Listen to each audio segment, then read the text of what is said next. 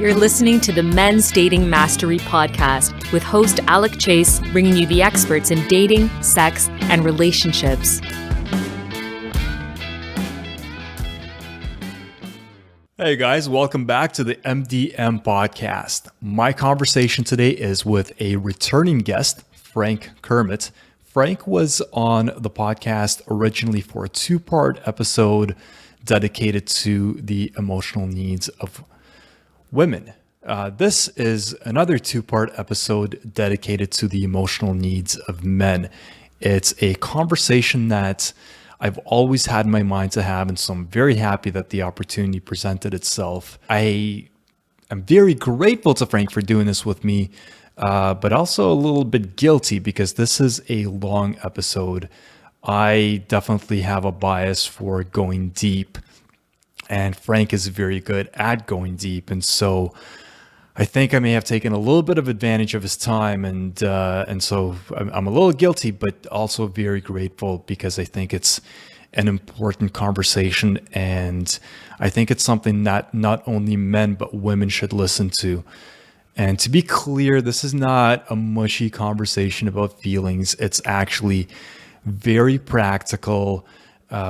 Where I think men will benefit from it is it will truly help you identify what's important to you in a woman and help you choose wisely. So this is really geared towards understanding your needs in order to pick the right woman for a relationship or potentially even marriage.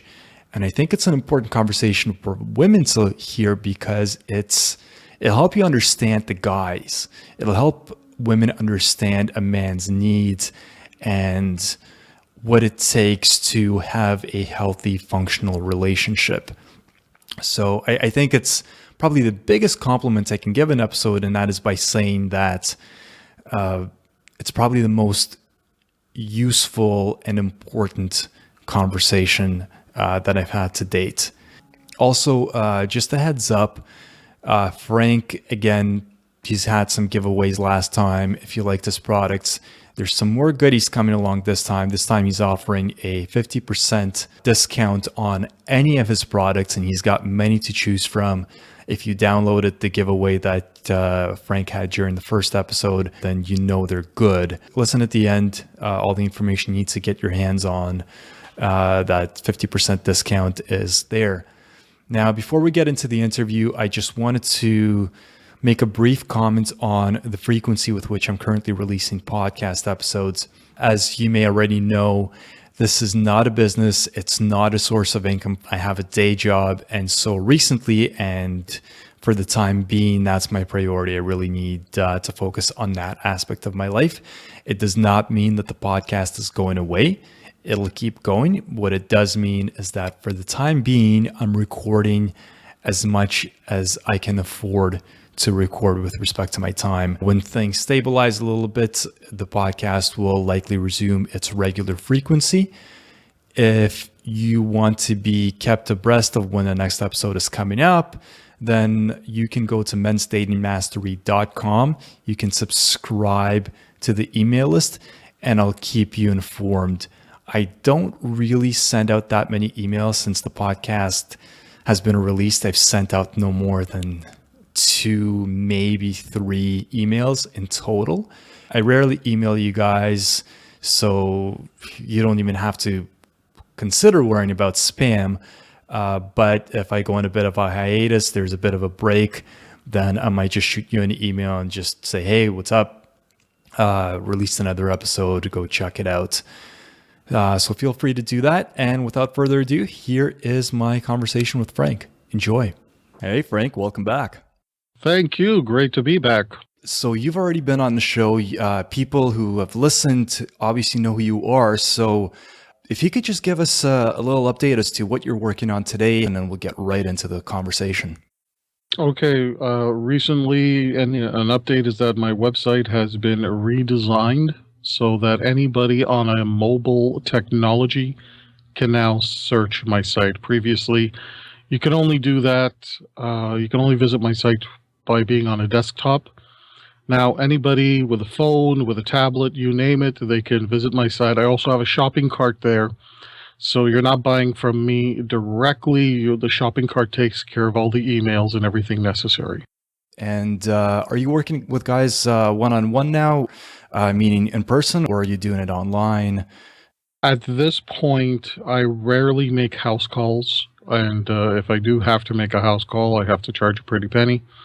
It's on the phone, online, clientele around the world, Skype. And I work with single men, single women, and couples. So sometimes the couple is about to get married, sometimes the couple is already married and trying to save a marriage, or they're just in a relationship and they're trying to figure out if they should move to the next level, whatever that may be. Okay, awesome. And obviously, you've got a library of products and ebooks and audio, and so people will find out more about that when we wrap up this conversation. But to get into it, our first conversation was about the 10 emotional needs of women, and so I always had it in the back of my mind to bring the conversation full circle with you and to have a similar conversation, but focused on men, because it's my opinion that it's often the emotional needs of men are often downplayed or outright neglected. We talk about all sorts of things when it comes to dating and relationships, but that's one I find doesn't get nearly as much of a spotlight. So let's talk about that today.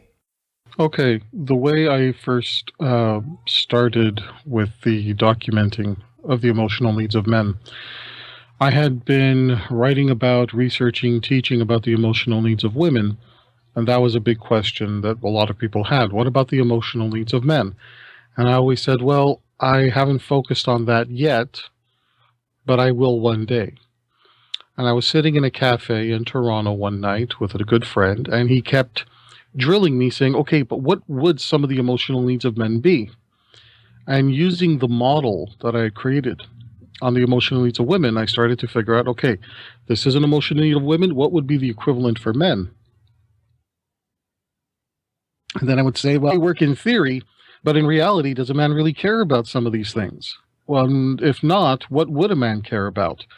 So through a process of elimination, testing it out with relationships that I knew were successful, and then trying to do an analysis through that filter to see if it matched up, as well as from my own life, the experience of my client base, I came up with a model for the emotional needs of men. And as I said, for my model on the emotional needs of women, it's by no means exhaustive and limited. There are many, many emotional needs that individuals have regardless of gender. But when it comes to a man wanting to make a romantic commitment to someone, the emotional needs I have identified are the ones that are the most relevant for men. So when we're talking here, I don't want to say that these are the only emotional needs of men. These are the emotional needs of men as they relate specifically to what would make a man commit to any particular woman. Excellent. Actually, I am very happy you offered that clarification, because when I first encountered your work on these, that's actually exactly the impression that I got. So I'm glad to have that confirmed.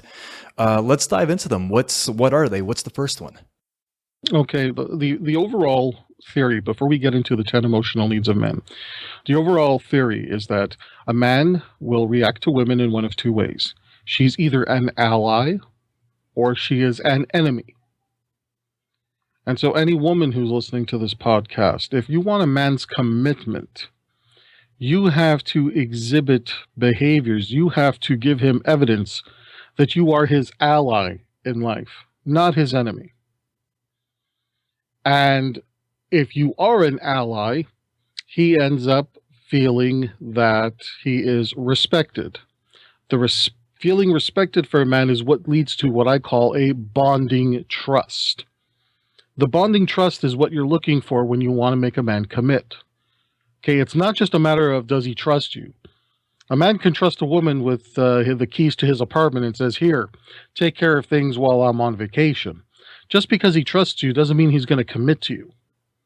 So when a man says, I'm looking for a woman I can trust, he's not just talking about the same level of trust you would put into someone to take care of things in general.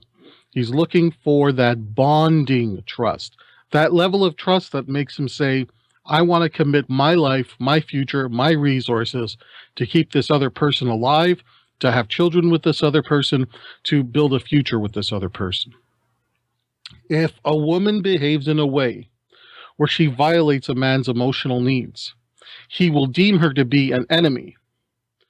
And just so that you really understand how men can sometimes screw up their own lives, even if on some level a guy thinks of a woman as an enemy or a potential enemy, he still might have sex with her given the opportunity. And that is really one of the challenges. Sometimes, as men, we'll sleep with the enemy. And this is where it gets confusing. So we're going to explain why that happens later on in this lecture. But for the time being, all you need to know is that either she is his ally or she is the enemy. If she's the ally, he feels respected, and that can eventually lead to a bonding trust. If she's the enemy, he feels disrespected, and he has zero interest in ever committing. But depending on how bad an enemy she is, or how maybe she's an enemy but not quite a horrible enemy, he still may have sex with her. He'll just never commit to her. Yeah, that actually reminds me of something. Don't know if you know Dante Nero. He hosts a podcast called The Beige Phillips Show. Have you ever heard of the guy? I'm afraid not, no. Anyhow, long story short, he's in the dating space as well, and he's got a podcast of his own. Actually, one I quite like, but he's got theories of his own, and one of the things he often says is for a man to want to have sex with a woman, she basically needs to bring her vagina. For a man to commit to a woman, meaning long-term relationship, marriage, whatever form he might wish for himself, then he is going to scrutinize her from every single possible angle. For a woman, he says it's the opposite. For a woman to sleep with a man, he basically has to bring all the goods. And then to keep her, he has to continue bringing all the goods. Don't know if you agree with that, do you? I agree with that in part. Meaning that for some women, yes, you have to bring all the goods. I think there's a lot of similarities between my material and his. I will say, however, that it also depends on the woman. For some women, they only need one or two emotional needs to be massively addressed before she feels so comfortable enough and safe enough to have sex. And sometimes she needs massive amounts of emotional needs addressed before she gets naked with a man. So we have to remember that there's an element of calibration here. In terms of who a woman will commit to, because of a woman's biological clock, and because there's other factors in her life socially, she may end up committing to somebody that she doesn't like as much as someone else. So in that respect, does he have to bring all the goods? Maybe not. But there's also a discussion as to whether or not a man should agree to that and put himself in that position, given what could happen to him in the case of a breakup where there are children, or a divorce if there's a marriage. But again, that's a discussion for another time. That's a whole other tangent. Right, but definitely a more nuanced perspective, as most things in life usually are. So what else? What do we need to know about the 10 emotional needs of men? Okay, there are 10 emotional needs, and here's what you need to know. Each man is a little different. One emotional need for him may be way more important than another man's interpretation of that same emotional need. The difference between men and women when it comes to emotional needs is that our emotional needs are a little bit more interrelated, whereas a woman's emotional needs are a little bit more independent of one another. And the last thing you would need to know is that men usually cannot articulate what their emotional needs are. It's a feeling they get or don't get. When a woman says to a man, look, I want to know from you why you won't commit to me. We've been seeing each other for 6 months. He may know, emotionally speaking, he should not commit to her. He may not be able to articulate why. Because men do not always have the proper vocabulary necessary to communicate what's missing for them. They just get a feeling, they know, can't always articulate it. Do you know why that might be? The reason I ask, it comes as a bit of a surprise to me because I often, I might have even heard you say this before, that's something that's often attributed to women. You know, they won't fall for a guy, they won't feel attraction for a guy because one or several of their needs aren't met, but they don't often know why and they can't articulate it. So it comes as a bit of a surprise to hear the same being attributed to men, or perhaps, you know, the genders or the sexes are less different than one might think. Here's what I think is going on. I think often a woman will get a feeling and then she will look for reasons to justify that feeling. Whereas when men don't have the vocabulary for their feelings, they'd rather just not talk about it at all. Gotcha. So a woman says, I just don't feel something for you. You're too much of a good friend. And I don't want to ruin our friendship. I feel like you're towards a brother. Actually, what's going on there is that good guy has violated various emotional needs. She may not be able to point out what those emotional needs are specifically. She may not be able to say, well, I feel like your mother when I'm around you. She may not have those words. So she'll pick something else and say, I just feel like you, I feel like you're my brother. I feel like you're my best friend. And that must be why I don't feel attracted to you. For a guy, usually if he's in that same situation, girl says, hey, we've been seeing each other for 6 months. Why don't you want to commit to me? Well, it's just not who I am. I'm just not looking for that. And he may really believe it, only because he's never really been given the vocabulary to articulate that. Gotcha. So let's get into the needs themselves. Okay. Emotional need number one of men, the protection of his reputation. Very similar to the protection of a reputation for a woman. One difference, though. You see, as men, we know that it's very likely that the women we date will probably talk about us.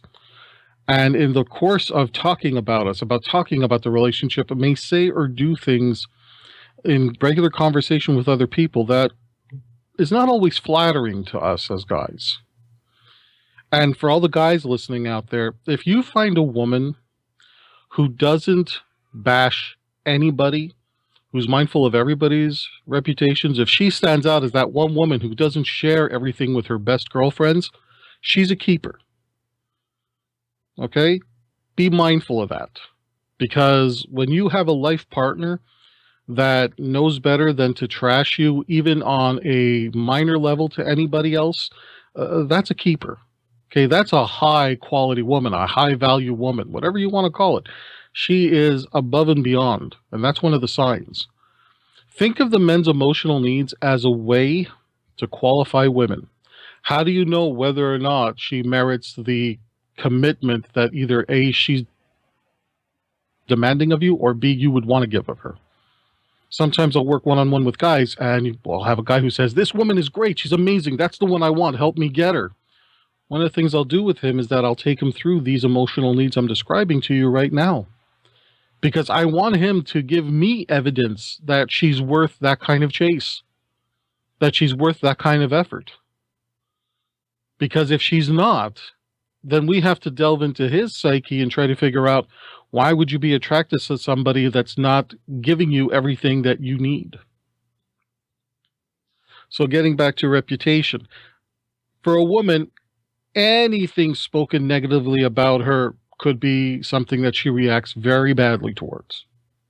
Okay, she'll react very badly to that. For a guy, look, you want to complain about me that I'm too headstrong, that I'm too stubborn, that I won't listen to anybody. Okay, it's not great that someone's complaining about me, but she's complaining about me in a way that's still attractive. Because someone who's headstrong, stubborn, doesn't listen to anybody, is still someone that will achieve goals, is still someone that moves forward in life, and these are still very attractive qualities. It's like a backwards compliment. Exactly. It's when a woman starts to disparage the man that she's with. That's where the guy has to say, okay, it's been great, it's been fun, the sex has been awesome, but I'm not going to have kids with this woman and I'm not going to commit my life to this woman. That's one of the things you have to look out for. And if she's going to really disparage other people, chances are she'll do that to you when she's upset, and that's what you're looking to avoid. Right. Yeah. This is a podcast that caters to men, but what you just said, I think that's something that women need to hear a hell of a lot more. Yeah, I would agree with that. When I teach women the emotional needs of men, to say, look, you have to be mindful that this is what a man's going to respond to. It's not about what he likes. It's about what he's going to respond to. And if enough of his emotional needs are addressed, he can't help but feel the desire to commit. That's why you'll see the most notorious player that you may know, who has zero interest in ever making any sort of emotional commitment to a woman, one day turn around and say, okay, I found the one, that's it, I'm giving up everything, and it's for this one. What the heck just happened to him? What happened is that some woman addressed the emotional needs he has to the level and to the degree he requires in order for him to feel that bonding trust. Right. Whether or not it's legitimate or if his emotional needs perhaps are askew is a separate discussion. But it has motivated him to make certain choices and decisions in his life. Right. If a woman speaks poorly of her man, she's making herself his enemy. If a woman speaks highly or at the very least doesn't disparage him in public, and it could be something very small, such as he's talking to one of his friends or in a room of people, and he's saying, well, this happened, and then I thought this and this happened, and she pipes up and says, no, it's not, you're just exaggerating. Her correcting him in that manner in front of other people, whether they be family and friends, that is disparaging him. That is hurting his reputation. And it's little things like that. He may not say, okay, that's it, I'm out of this relationship. But in that moment, he starts to feel that she is an enemy. Mm-hmm. Ladies have to be very careful not to slowly push their man away. One of the things I see in my practice is older women who come to me, and the story is a very common one amongst the older women who come to me. I call it the 18-year plan. These are women coming to me saying, my last kid got into college, turned 18, which is the age of majority here in Canada, and a few months later, my husband left me. And what I try to explain to these women is that if he waited until your youngest kid was an adult, getting into a higher education institution or starting their dream job or whatnot, and that's when he decided to walk away, You left me a long time ago. Yeah, he's probably been unhappy for years. Yeah. And when I go over the emotional needs of men, I say, has this sort of thing ever happened? Have you ever done these things to him over time? Oh, yeah, I didn't think about that. He didn't say anything because he didn't want to fight. I didn't think it was a big deal.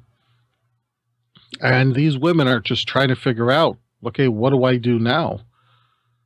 Because they're older, they're now alone, they're devastated, they feel betrayed, and trying to get them to understand that, well, if somebody just picks up and leaves, chances are they didn't just plan it on the spur of the moment.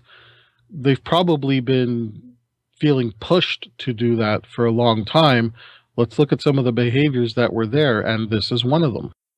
Well, let me ask you something, Frank. I'd probably be better off saving this till the end of the conversation, but I really don't want to lose this thought. I guess, what kind of advice would you give to a guy who's having some of his emotional needs or whatever kind of needs some of them are being violated by the woman in his life, because there's a couple of approaches. And I wonder if a lot of guys do this. One is to just quietly make mental notes of everything that she's doing wrong and not speak up because, hey, maybe you just really want to see her for who she truly is, and then decide if this is somebody that you want to be with or not, versus speak up every time she violates one of your needs, so she has a very clear understanding what your boundaries are, and so that she can then adopt her behavior in a way that works for you. This is not an easy question to answer. I do have an answer, and I'm going to give it to you, but it's not a popular answer, and it may cause a little bit of controversy. I'm okay with that. Okay, so here it is. If a man and a woman are together and they do not have children, you want to correct the boundary violation as soon as possible through calm and direct communication. This doesn't mean you have to do it right on the spot and start a fight in front of company or anything of that nature. But it does mean that, let's say, within a few days, pick and choose your fights. That also means pick and choose the times you're going to bring something up. Don't bring up something where everybody is busy and you're still feeling a bit emotionally compromised. If you're still angry about it, cool off and then talk about it at a later time. I'm not necessarily a big believer in when it happens, you have to say it on the spot, because that's a wonderful level of chutzpah. Mm-hmm. May not be the most calibrated thing you can do. Right. Okay. So you might want to wait until, it could even be something where, the two of you have had sex. Now you're enjoying the afterglow, and this is when maybe both of you are the most calm and the most connected to bring this up. If a walk through nature gets you to the point of feeling more calm and collected and connected, bring it up then and say, listen, when that happened, whatever the issue is, that did not sit well with me. I felt that my reputation had been hurt, or whatever the emotional need is, and I really didn't like it. That's what you do. If you have children, yes, it is important to do the same thing, and I'm saying this only because of what I see in my practice and for no other reason. There are men in a situation right now where if they were to go through the process of separation, divorce, and they have young children, their lives would truly be turned upside down. Mm-hmm. Because of the way the court system is set up against men to be paying alimony and to be in a position of limited visitation towards the children. It's really not a favorable position. There's an entire movement of men right now, referred to as MGTOW, men going their own way. Say that one more time. You just cut out there for a second. It's called what? There's a movement of men right now called MGTOW, MGTOW, men going their own way. It's basically a movement of men that's saying, don't ever get married, don't ever have kids, have sex if you need to in casual, non-committal situations, and even then, you may not even want to venture into it, just because there are men who either have gotten a raw deal or know of men who have gotten a raw deal, and they're saying it's not worth it, marriage is too dangerous for men to get involved in, commitment is too dangerous for men to get involved in. And I have to agree with them on certain principles, because it's not always a great option for men. So depending on the type of woman he's with, there are times when you need to set a boundary and do what I had suggested. But there are times when, if a guy realizes that he made a mistake in who he committed to and had children with, if there's a guy who's come to realize that maybe she really has changed as a person from the time they met to the time that he's dealing with right now, that can happen. With my background as a trauma counselor, sometimes trauma Could be the violent death of a parent or something of that nature. Stuff like that could really change a person's personality. So the person that you're with right now is not the same person that you met and originally fell in love with and started building a life together. If you're in that situation, then you have to pick and choose your fights, because sometimes you might be dealing with someone who is ready to make your life miserable. So that's the controversy part here. Generally speaking, somebody crosses a line with you, you have to make it a point to reach out and say, look, it happened the first time. I get it. I know there was no malicious intent behind it, but I don't want it to happen again. I don't want this to turn into constant harassment. And sometimes if you're dealing with somebody who may be toxic, but you're in a situation where it's not advisable to even try to connect it. You just have to bide your time until it's safer and you're in the position like that 18-year plan guy who's just waiting for the kids to be grown, the kids to become independent, so there's no court dates for alimony and so on and so forth. He'll bite his tongue and then he'll say, okay, I'm done, and now I'm going to plan to enjoy the rest of my life. So that's my answer. And again, popular culture will have you believe that, oh, you should just always go and try and talk and so on. And yes, generally speaking, that is the best advice. Unless you're dealing with somebody who, for whatever reason, is toxic. At that point, you trying to reach out to them is subjecting yourself to more abuse. Mm-hmm. Gotcha. Okay. Well, in the interest of time, I don't want to sidetrack us too much. Can we move on to emotional need number 2? Emotional need number 2, men need their quiet time, known as going into the cave to process whatever it is that we're going through. We need to quiet our mind, whether it's having a workshop, whether it's going out with the boys for a beer. Each guy has his own means of quiet time. One of the things I encourage all men to do when they're getting to know a new girl and they think, this might be something that could turn into a potentially serious relationship. You as a guy needs to know what you need for quiet time, and you need to find a woman who's ready to support that. If she cannot support your means of quiet time, she's not the one for you. Yeah, this one strikes a chord with me personally. I actually am somebody who likes a lot of alone time, and yeah, it can be a challenge. Not all, but a lot of women have a hard time understanding that, and it can be pretty invasive. Some of them can be, not all. Some of them can be. I know one couple, his thing is that he likes to get onto his motorbike and just take off for a few hours and drive in the country. He has a job where he puts his life on the line on a regular basis. And this is his form of quiet time. This is his form of quieting his mind. And he says, look, and but he was smart. He made it a point to do this while he and his now wife were dating. He said, this is something that you have to deal with. This is my way to unwind. I need to go out. I need to be alone. I need to not be in contact. And look, I'm not saying it works for everybody. And yes, there'll always be a chance that, well, maybe he's got someone on the side. Maybe he's doing something he shouldn't be doing.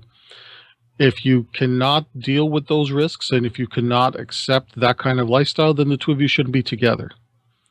If you're willing to accept it, then you can make it work.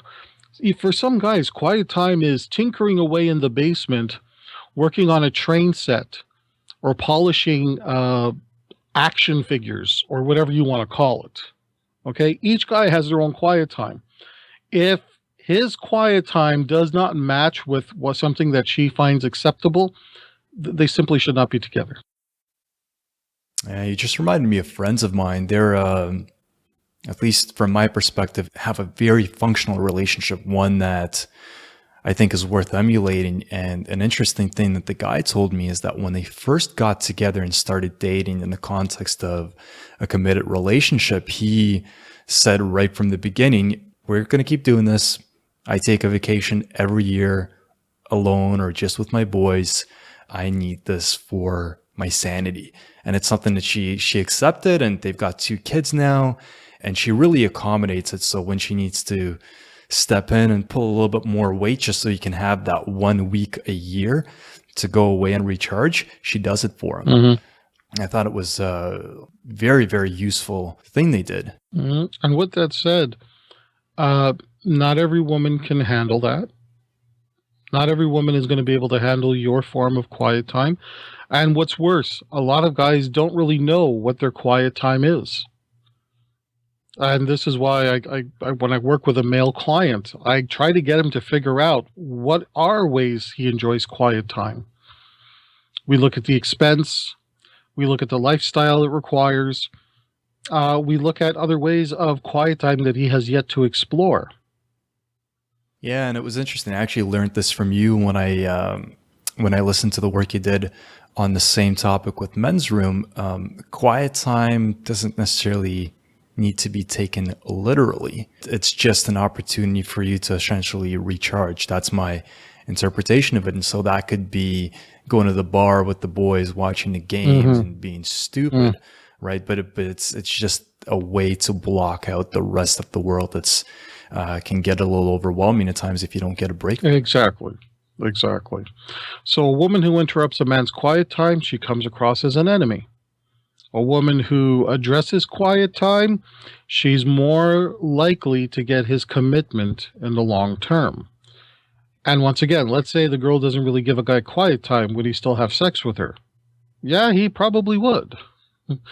Because he has his sex, and then afterwards he'll deal with what he has to deal with, even though she's acting like an enemy.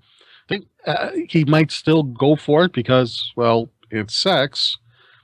And a lot of women assume that just because the guy is sleeping with her and having sex, oh, he must have intentions of a relationship. He must like her more than all the other girls. Sometimes women don't realize that the only reason why he's having sex with you, ladies, is because you're available to him. And it's not more than that. And does he really like you? Does he really appreciate you? Well, if you're having sex with him, yes, he likes you and appreciates you for having sex with him. But depending on what his emotional needs are and how you treat him, it may not be anything more than that. Right. And that's, again, it's not very nice to say, but that is part of the reality we're dealing with. Yeah, and again, I think it's something that a lot of women need to understand so they can choose wisely for themselves too. Exactly. So is there anything else that men, or women for that matter, need to know about this particular emotional need? All you need to know is that quiet time. A man without quiet time ends up committing sometimes self-sabotaging behaviors.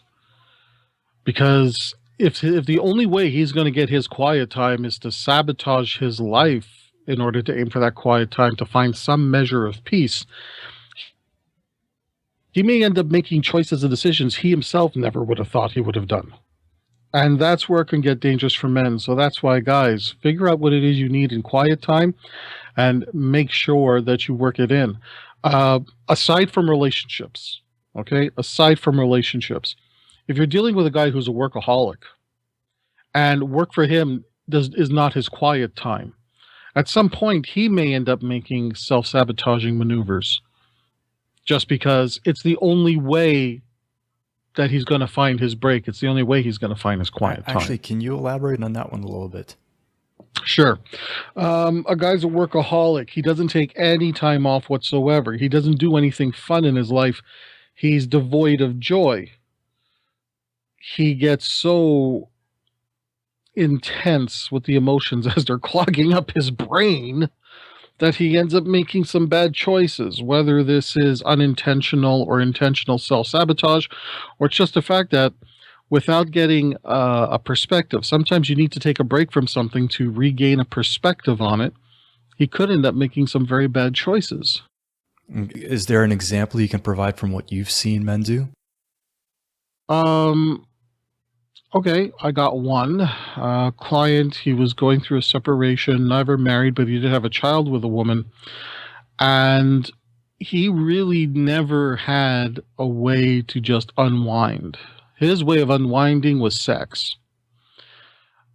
He worked like crazy. He made some pretty good money, but dealing with his ex and fighting for custody of his kids, sometimes he would do things that he knew he shouldn't have done, such as, and this is a specific counsel I give to him and to anybody listening right now.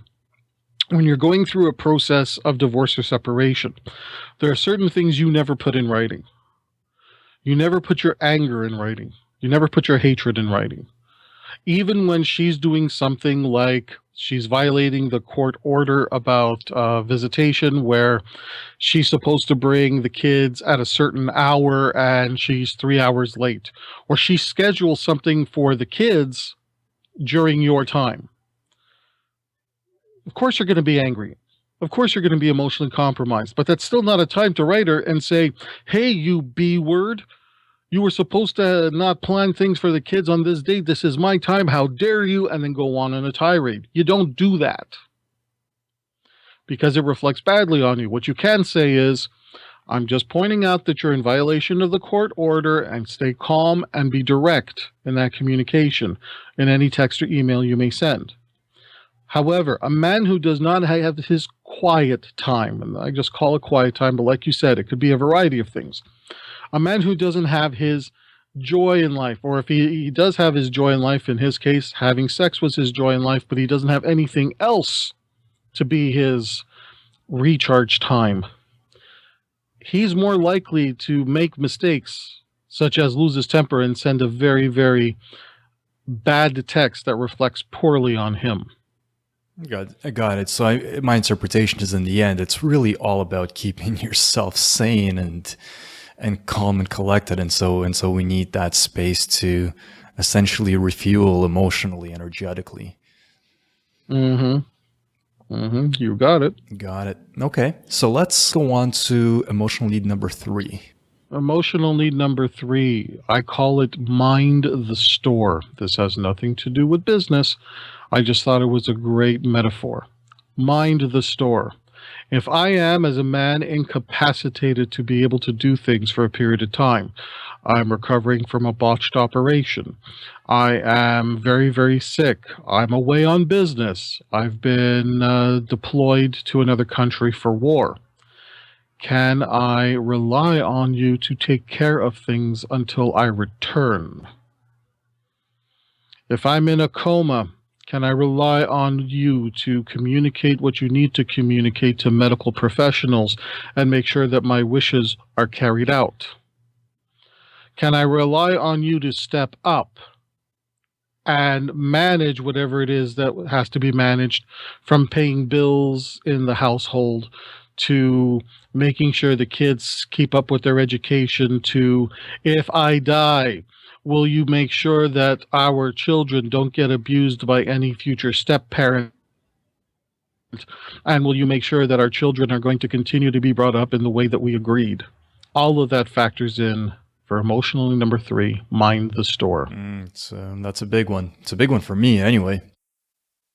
It's a big one for me, and this is where, and guys, this is a specific warning to all the guys out there who are looking for blindly obedient women, who are, and I'm going to use the word mousy. If you're dealing with a woman who's a mouse, who cannot handle herself in a crisis, some men really, really are drawn to women like that because it turns them on, it makes them feel more masculine, it makes them feel like more of a man. However, when things get very, very intense in life, as they will eventually, at some point, everybody calls 911. If you cannot rely on her to just keep a cool head and do what needs to be done, you're probably not dealing with marriage material. And to the women who are listening to this, if you demonstrate that you simply cannot handle a crisis, trying to make a man happy by just doing everything he says and not having an opinion of your own and so on, it'll keep some men around for sex.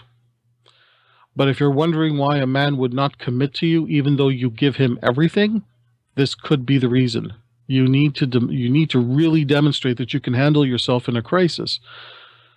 So I often think about women of my grandmother's generation. These women ran the household. The husband would come home, hand over his paycheck, and a lot of these women, they're the ones who manage the money for the food, they manage the money for the education, and said, okay, like in my case, my grandfather would come home, hand over his paycheck to his wife. His wife would give him a little bit amount of money, and basically she would say, that's the thank you for going out and earning money to support this family. You get this amount, go do whatever you want. She gave him money so he could go have his quiet time. Okay, this money is your budget for quiet time. Go have fun. Go do whatever it is you want with that money. It's yours. And with the rest of this money that I'm holding on to for the family, I'm going to budget and take care of everything. You know what that means? That means that if anything happened to him, he knew that she'd be able to manage and cope the household. And I think that element has been lost over the Oh, generations. geez, yeah. This is I'm holding myself from going back on a bit of a rant just because this is something that is so important to me. But yeah, I just feel like, at least in my experiences, oftentimes you're with somebody and you go out and you work, you do whatever you need to do in order to create a stable, happy, good life together. The last thing I want is to come home and have a partner who needs to be supervised as a child would need to be supervised. And unfortunately, I'm really trying not to be a dick about it, but I've encountered that a lot more than I would have liked to. And a number of men have. So this is why you have men saying, why get married? Why get serious with anybody? Because they don't want everything to be on their shoulders. Yes, a man's responsible for leading the relationship. Part of leading a relationship is to make sure that you choose wisely when it comes to the type of life partner you're going to commit to. At the end of the day, I think the emphasis is on the word partner, right? You're looking not for somebody that you're going to take care of and receive sex in return, but somebody who's actually going to be a partner. Yeah, you'll take care of them, but they'll also take care of you. Exactly. And mind the story is very important. When I work with guys to try to help them find a serious relationship, I'll ask them things like, what do you want in the future mother of your kids in the event that you die young? And it forces them to think about things they don't want to think about. And this is where it comes in. A woman who demonstrates that she cannot mind the store, that she can't handle a crisis, that she can't handle day-to-day life, and needs to be taken care of like an adult child, she's an enemy. If she is able to do it, she's an ally and runs the potential of getting his commitment. But if she's an enemy, he still might have sex with her, but he's never going to commit to her. Yeah, this is such an important one, but I don't want to harp on it too much. So let's move on. Let's talk about number 4. Emotional need number 4. Emotional need number 4. Men are seeking some level of compliance. To be clear, and I get so much flack for saying this, when a man is assertive, when he finally steps up and makes certain choices and makes certain decisions, he wants compliance. Follow me into battle. We do not want blind obedience. We don't want somebody simply saying, okay, because we don't want to drive over a cliff either. But after we've discussed things, after we've made a decision, after we've gone through the whole process of due diligence, we want to make sure that as a guy, I'm going to make a decision. We're going to go in this direction. You're either with me or you're not. And if you're not with me, you are my enemy. So I'll use the easiest example I could think of. Guy comes home and she says, I don't feel like cooking dinner tonight. I'd like to go out to eat. He says, okay, there's a particular place you want to go. She says, you decide, I just don't care, as long as we're not eating at home. She set the parameters. She says, you decide. He says, okay, we'll go to restaurant number 1. And she says, no, I don't like that restaurant. Choose something else. So she says, basically, you decide. He made the decision, and she says, no. That's a lack of compliance. Fine, she says, okay, he says he's thinking, how about restaurant number 2? We'll go there tonight. She says, no, I don't want to go to restaurant number 2. I read bad reviews. Now it's starting to get to him because his emotional needs are feeling violated. Okay, he says, I've made 2 suggestions. You said no to both. Why don't you just tell me where you want to go? Now he's giving her a directive. You choose if you're going to be this picky. She says, oh, no, you choose. I just don't care either way. This type of back and forth is great for stand-up comedy television. It is not good for keeping a man to want to stay committed to you. Because all it is more drama, and it's taken away from our quiet time. There's no compliance to when we make a decision and still being assertive. This is one of the frustrations that men have nowadays. If they show a level of assertiveness, yes, on the one hand, women will find it attractive, but they're not necessarily showing appreciation for it. And trying to explain to women, especially when I coach in the matchmaking industry, I'm trying to explain to women, look, if you want a man who is a take charge kind of guy and you want a man who's assertive and he's going to make choices, you can't fight him every step of the way when he's being assertive, or he's just going to tune out to you. By tune out, I mean he'll still have sex with you if he can, but he's not going to stick around long term. You want a man who's a leader of industry, you want a man who's an out there, a go-getter, well, that means that he's going to do this in other areas of your life. And if you're going to battle him on these areas, forget it. You're just not going to keep his commitment. Well, let me ask you this, because what you offered as an example, in my opinion, is an extreme one. I'm fortunate enough to say that I've never experienced that in my life. I've mostly seen it on TV and heard it from other guys who might have been in similar situations. I've never seen it. Hope to keep it that way.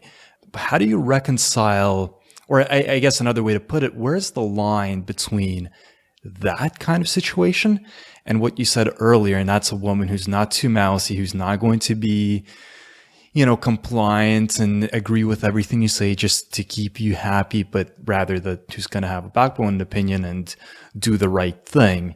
How do you distinguish between the two? Where's that gray line located? How do you identify it? Oh, I love this question. I absolutely love this question. So here we go. A person who is mousy is simply not going to be able to get things done without you. That's the first indication. Meaning she's always going to have to check in with you about everything. And look, to be fair to the women, there are some guys who love that. And these women and those type of men are a good match until there's a crisis and then she can't manage things without him. So if she's constantly needing you just to, I remember one guy, he was an old mentor of mine that I don't associate anymore. His wife was calling him every so often, and he was telling her to do things like, okay, now put the sauce in the pan and make sure that you stir it and I'm thinking, they've been together for years. They have a couple of kids, but she still needs to check with him about stuff like this. That's when I said there's something not right about this. So from that point on, any information that I got from him, I took with a grain of salt. It didn't sit well with me. So that's the first thing. If she's too mousy, she's not going to be able to get anything done without your say-so, without your input, and that's not mind the store. With that said, there's a difference between a woman being involved in the decision-making process by offering information and a woman being difficult just for the sake of being difficult. So let's choose something that's a little bit more serious here. You're trying to decide what school you should send your kids to. Do you want to send your kids to the expensive private school or the less expensive but more socially diverse public school? And you, as a man, will have an opinion. She'll have a different opinion.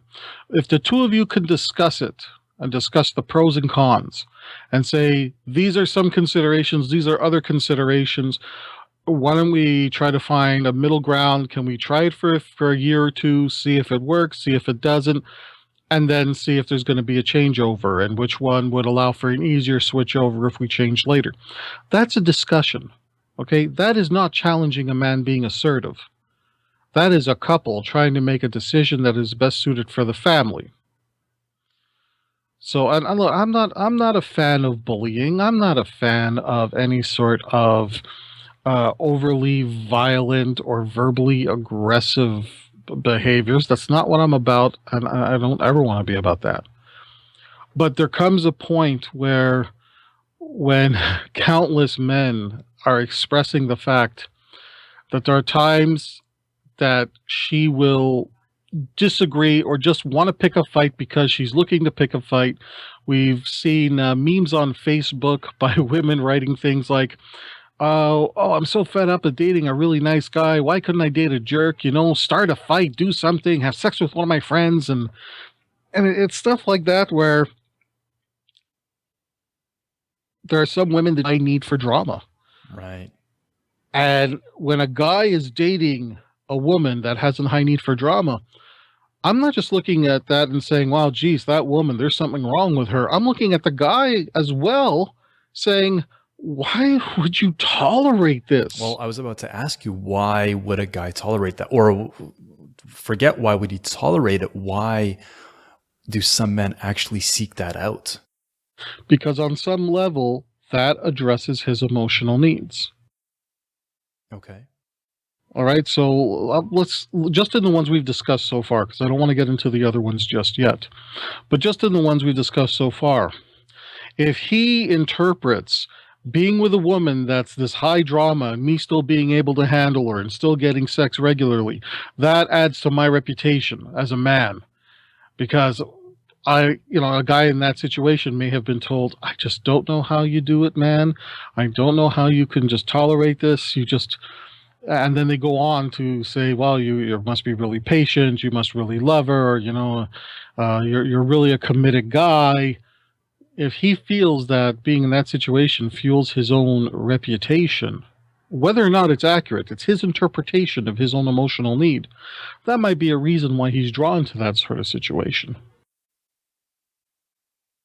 There are other emotional needs that we're going to get to, but all you have to understand is this, and if you can understand this guiding principle, you will understand every single relationship you see, no matter how odd, no matter how outlandish it could be. People come together because their emotional needs are addressed, rightly or wrongly, healthily or not. People come together because emotional needs are addressed. People stay together because emotional needs are continued to be addressed. People break up when their emotional needs are more violated than they are addressed. Anything else you would add on this particular need?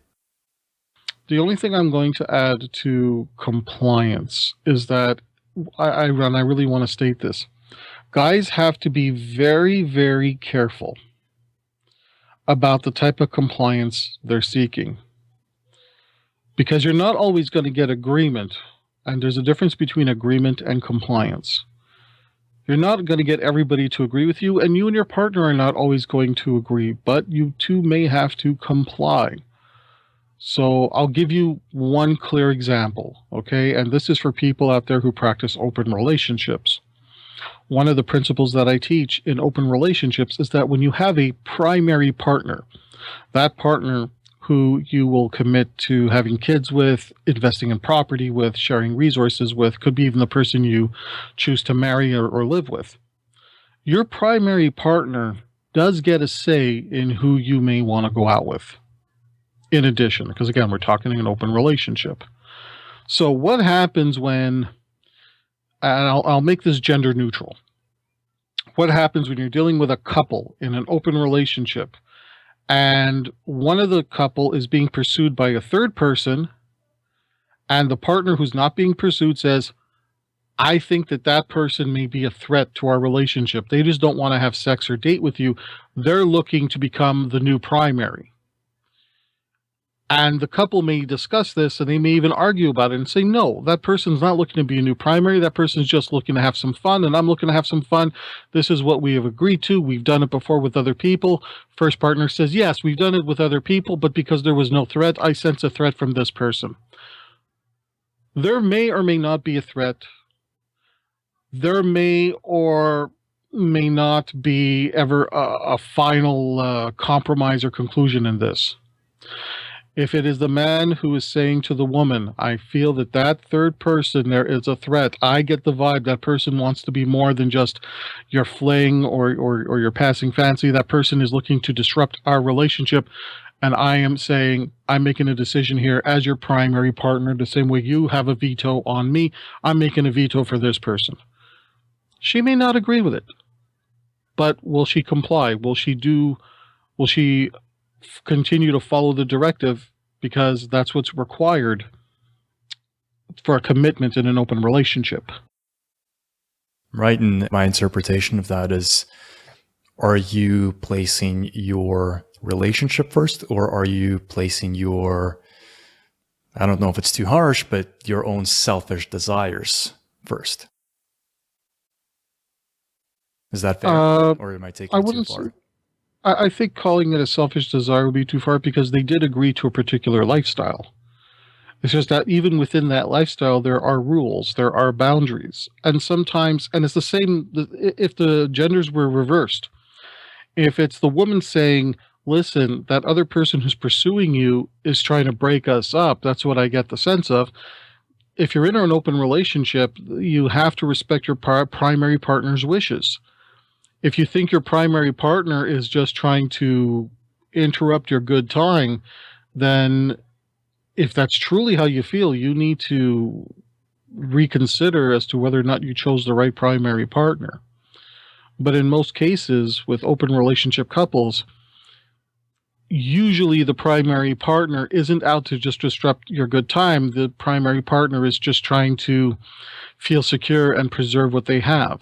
Okay, so are we ready to continue on to emotional need number 5? Absolutely. Emotional need number 5, incredibly important emotional need for men. She has to be able to support his lifestyle. And that includes his environment, his social circles, his career. Whatever it is that he wants to set up in his life plan, can she support it? And for the ladies listening to this, how important is this? It could make up 75% of the reason that he is going to commit to you. He may forsake a bunch of other emotional needs of his for this one.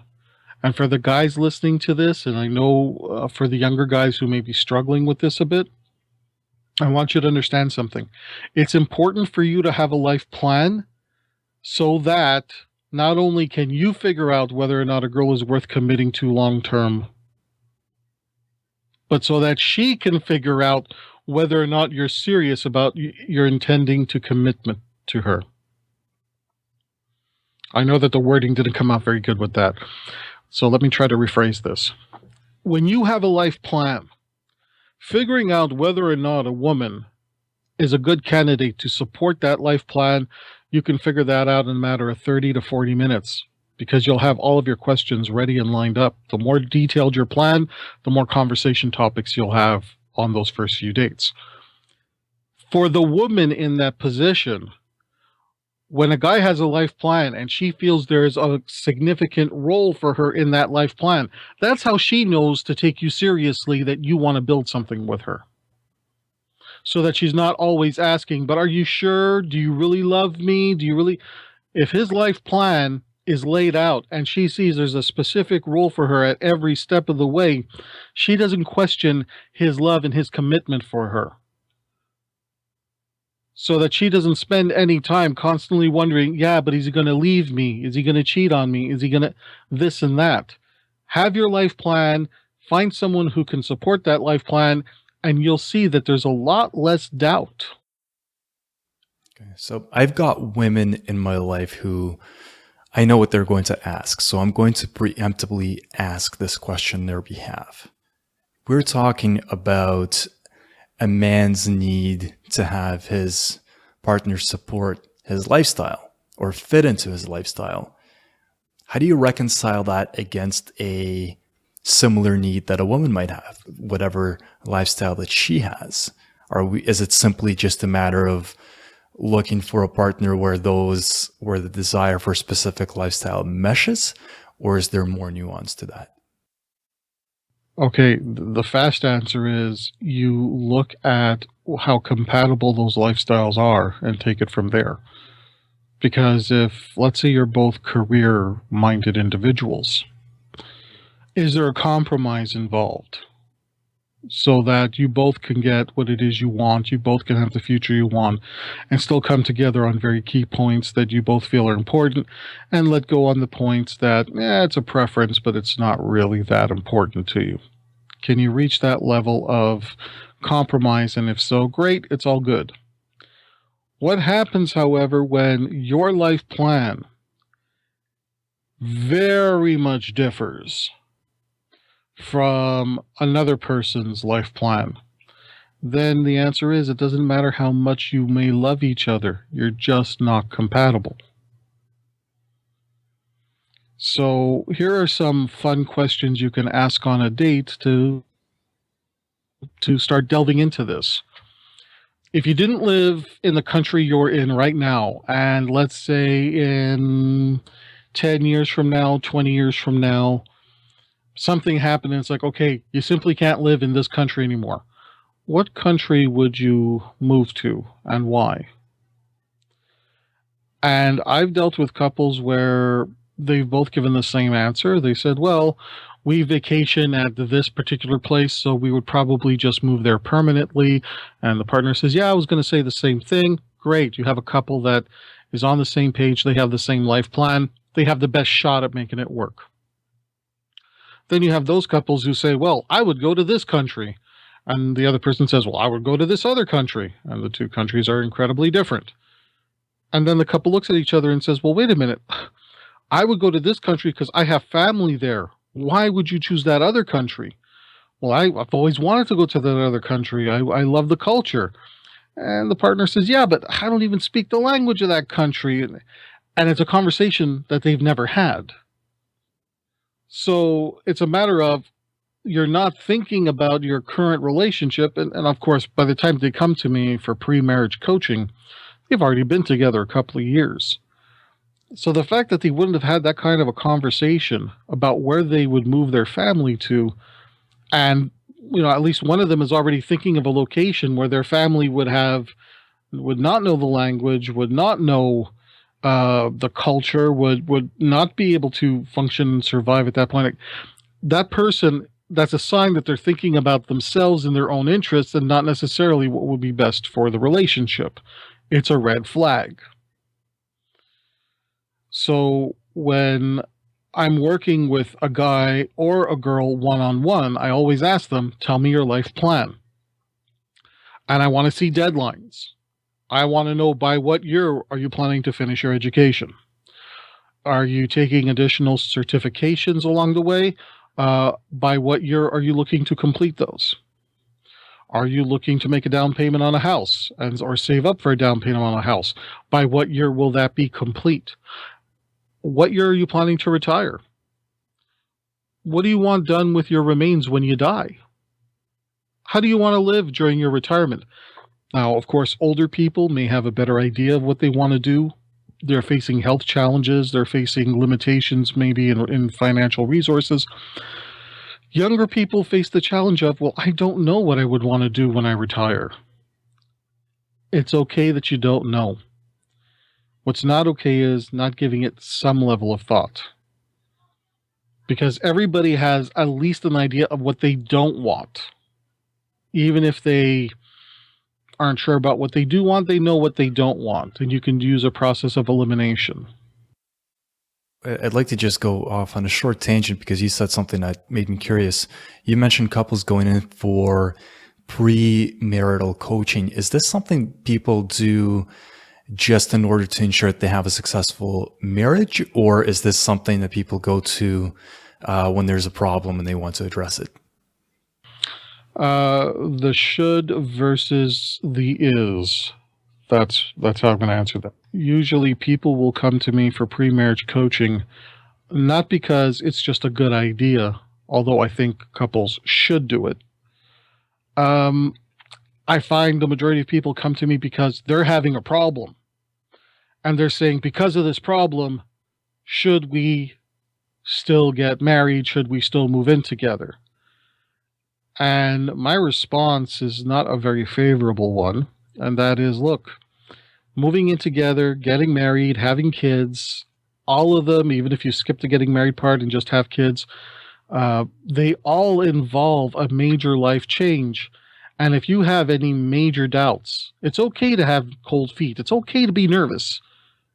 Okay, you're human for being nervous and hoping it works out. But if you go into it having major doubts, then you're better off not going into it. And that's part of the work we do. We try to tackle the doubts, and maybe the issue is there's no problem with the relationship, but it's your own personal insecurity that's blowing it up. There may be no problem with the relationship, but you're not communicating exactly what your partner needs to hear in order to feel that you're on board. Right. Right. Okay. So in most cases,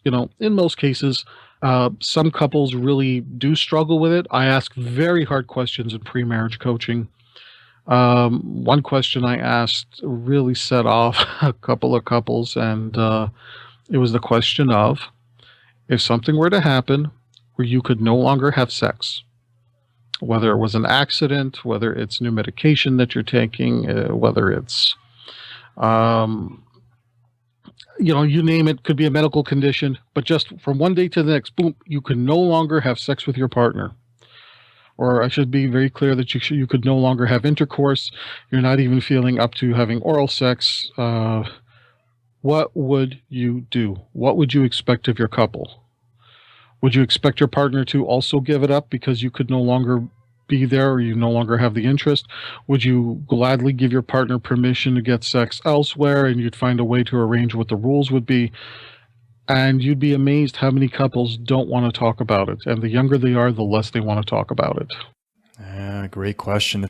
And look, in my research, when I went through my development, I met countless of people. I went out to the swingers clubs, and I met some people who are polyamorous in group relationships, and I studied documentaries. I read every book I could get my hands on at the time. I just talked to people who had been together for, let's say, 30, 40 years in monogamous marriages, and saying, okay, how do you do this? And everybody just has a different answer. The one common element, is that, number one, nobody has it figured out. They all figure out what rules work best for them, and that's what they go with.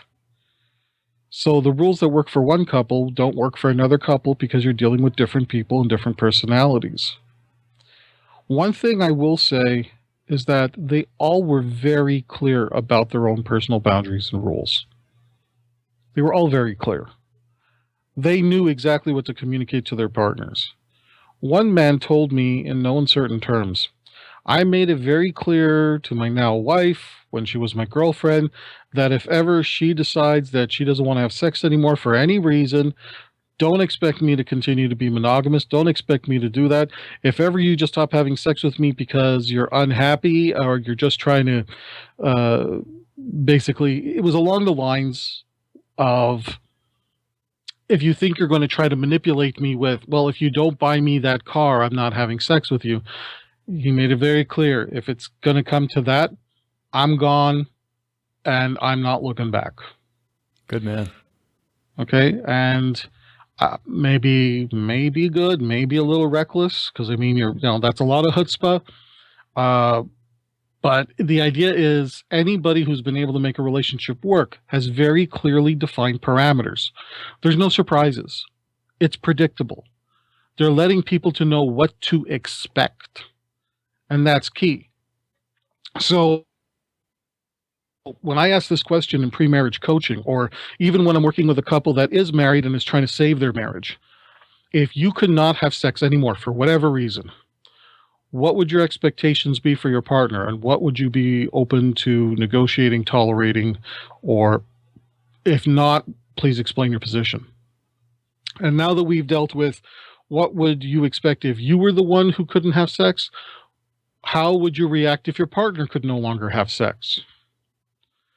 And this is not a pleasant conversation, because this is where you hear people say things like, well, whether or not it's me or my partner, if we're monogamous, and my partner or me just has to do without. And the partner says, now, wait a minute, that's not fair. You could be in a car accident next week and I'm expected never to have enjoy myself in that way ever again. And then the real conversations start happening. Or one person says, well, I wouldn't be thrilled with it, but I wouldn't want my partner to go off with somebody who could become, the next serious relationship. So I would probably pay for someone to come over once in a while, maybe once a month, once a week, and properly service my partner. And the other partner says, whoa, I don't want that. I don't want paid service. Like, I don't want anybody at all. I'm happy to go without. And these conversations are just a wonderful thing for couples to do, because if you can have those type of uncomfortable and intense conversations, that's the sign that you have the best shot of making it work. It's the couples who can't even discuss it. They're the ones that you can predict, okay, somewhere down the road, somebody's going to have an affair here, because if they're struggling with an attraction to somebody else, or if they're feeling unloved in their relationship, they're less likely to bring it up. If they can't handle intense emotions and they can't handle intense conversations, that's the crack in the foundation that side lovers are always looking for. And by side lovers, I'm talking about the people who are looking for couples that are in trouble and who are, one of them is seeking an affair. A side lover will always try to poke holes and find out what the couple cannot talk about. Right. I'd like to bring us back on track. And so this is a pretty important emotional need, as you said. Can she support your lifestyle? What else is critical in this one? What's really critical in this one is that you always have to look at the absolutes based on where you are right now. Yes, life does have a habit of changing. Yes, your life plan may change. But there are certain absolutes that you may have to put into your life plan. If somebody cannot support those absolutes, you're better off walking away, or at the very least seeing that person less and keeping yourself available to see somebody who can address this emotional need. The worst thing for anybody, and it's worse for women than it is for men, is to be with the wrong person and lose years of your life doing so. So if you know that you want to bring up your children in a particular religion, and the person you're with is completely against that, you shouldn't be dating that person for 2 years before you break it off and find someone else. You should be dating them casually or not dating them at all. One guy I counseled, he was with a girlfriend, they were monogamous, and I think they were going out for a year, and she was really pushing for him to get more serious, and he wasn't sure, and we had a conversation, so he calls me up, and it turns out that he would never marry her, even though he had a child from a previous relationship, and she was a really good co-parent, and she was really wanting to be involved in his kid's life, and she was a great person to be around for his kid. I said, well, why would you never marry her? He says, well, I wouldn't marry her because she's of a different religion than me. So I says to him, okay, so part of your lifestyle, part of your life plan is that if ever you get married again, she has to be the same religion as you. Is that correct? He says, yes. I said, then you shouldn't be monogamous with her. You should date her casually at best, see other people, and you should encourage her to see other people. I don't want that, he says. I said, well, dude, you can't have it both ways. Yeah, well, and even just out of respect for her, too. I mean, unless he's already communicated that to her and she's clear. But he had not. And that was my issue with it. It's like, look, you have to tell her. I can never marry you, no matter I love you, no matter what I feel for you. I can never marry you because we're not of the same religion. So then, the conversation went to, well, what if she converts to your religion? What is the procedure to become part of your religion? And is that enough? But the bottom line is he already knew how far he could go with her. And he was still playing this, as far as I'm concerned, he was still playing this game with her. And that's wrong. Yeah, if she didn't know that was where he stood, I mean, that in my mind is just unethical. That's wrong. Yeah, and I agree with you. So this is why, a lot of times people will know the answer. They just need a coaching session just to bring it to their attention. But in his case, marrying somebody who's the same religion as him, or having a step parent who's the same religion as him and his kid, that was part of his lifestyle. Those are the conversations you have. Whenever people say to me, I don't know what to talk about on a date, if you have a life plan, you know exactly what to talk about. If your goal is to live in the city and then retire to Florida, you have something to talk about. If your goal is to save up enough money so that you can give up the rat race living in the city and go live in the country and maybe try to live off the land as much as possible, you have something to talk about. If you don't have a life plan, you don't know what it is that you need to ask to find out if the two of you are compatible. Don't worry about whether or not the person likes you or whether or not you find the person attractive. Just find out if you have a future together or not. And if the answer is yes, all those other things will fall into place. And if the answer is no, it doesn't matter how attracted you are. It doesn't matter how much a person likes you. It's going to be a time-limited thing anyway, so enjoy it for what it is. But you're going to enjoy it for what it is, even if you do know if she's going to be there long-term. Well, that's part one of my conversation with Frank. I hope you enjoyed it. Part two is available now in case you want to listen to the whole conversation straight through. I'm uploading parts 1 and 2 simultaneously. I also mentioned in the introduction that Frank has a 50% discount code that you can use towards any of his products. If you are eager to get your hands on it, feel free to jump ahead. It's at the end of the second part of this conversation. Otherwise, tune into part 2 and I hope you enjoy it. Thank you for listening to Men's Dating Mastery, a podcast dedicated to improving the lives of men and the women around them.